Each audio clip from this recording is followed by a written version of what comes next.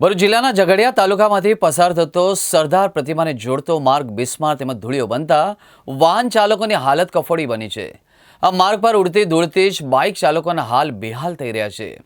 ધૂળની ડમરીઓ ઉડતા જ વાહન ચાલકોના સ્વાસ્થ્ય પર પણ ખતરો સેવાઈ રહ્યો છે। ઝઘડિયા તાલુકામાંથી પસાર થતો એસઓયુ માર્ગ ધૂળિયો બન્યો છે।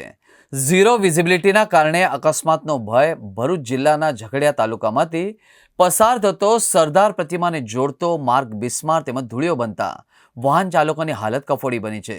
આ માર્ગ પર ઉડતી ધૂળથી બાઇક ચાલકોના હાલ બેહાલ થઈ રહ્યા છે। ધૂળની ડમરીઓ ઉડતા જ વાહન ચાલકોના સ્વાસ્થ્ય પર પણ ખતરો સેવાઈ રહ્યો છે। આ માર્ગ ધૂળિયો બનતા એક સમય સામેથી આવતું વાહન નજરે પડતું નથી અને એના કારણે અકસ્માતનો ખતરો વાહન ચાલકોને સતાવી રહ્યો છે। દર્શક મિત્રો, બિસ્માર માર્ગના કારણે વાહનોમાં પણ નુકસાન થઈ રહ્યું છે। આ માર્ગ પર વરસાદ પડે તો કીચડ અને વરસાદ ન પડે તો ઉડતી ધૂળની ડમરીઓથી વાહન ચાલકો ખૂબ જ મુશ્કેલીનો સામનો કરી રહ્યા છે। તંત્ર દ્વારા આ માર્ગનું સમારકામ કરી વાહન ચાલકોને બિસ્માર તેમજ ધૂળિયા માર્ગથી રાહત આપવામાં આવે અને વહેલી તકે આ માર્ગનું સમારકામ કરવામાં આવે એવી લોક માંગ ઉઠવા પામી છે।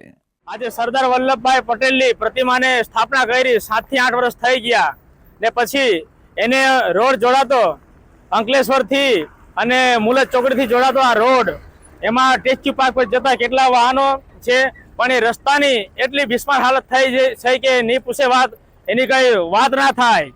એ એવો રસ્તો થઈ ગયો કે એમાં આપણા કલેક્ટર સીએ પણ એમાં ચોક્કસપણે એની મુલાકાત લેવી જોઈએ અને આપણા વક્તા સત્તા ધરાવતા લોકોએ પણ એમાં જે વિચાર આપણે સિદ્ધપૂર્વક એમાં ન્યાય અપાવવો જોઈએ અહીંના, કેમ કે અહીંના લોકોએ તમને ભરોસો આપીને વિશ્વાસ કરીને તમને જે તે લોકોએ અને વોટિંગ કર્યું છે, તમને સંસદ સુધી અને વિધાનસભા સુધી પહોંચાડ્યા છે, તો અમારે ભરોસો કરો તો કોના પર કરવો?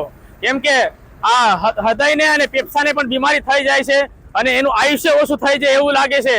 કેમ કે ધૂળ એટલી બધી ઉડે કે ના પૂછે વાત, એવી ધૂળ ઉડે।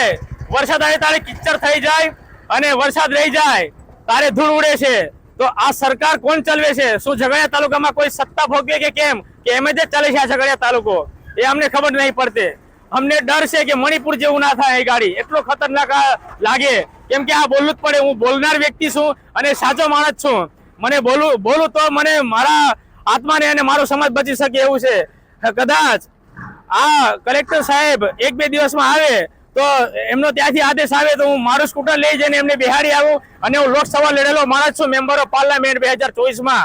એટલા માટે કલેક્ટર સાહેબને ભરૂચથી એમને થેડ નર્મદા સુધી અને રાજપાડી ચોકડીથી નેત્રંગ સુધી એમને બેસાડી ફેરવા જેવું ખરું અને કલેક્ટર સાહેબ જ્યાં કે ત્યાં અમને નાવા ધોવાની વ્યવસ્થા કરી દઈશું અને જમવાની પણ વ્યવસ્થા કરી દઈશું। પણ એકવાર તમે અહીંયા સમય સંજોગે આવીને તપાસ કરો। જય આદિવાસી, જય સંવિધાન।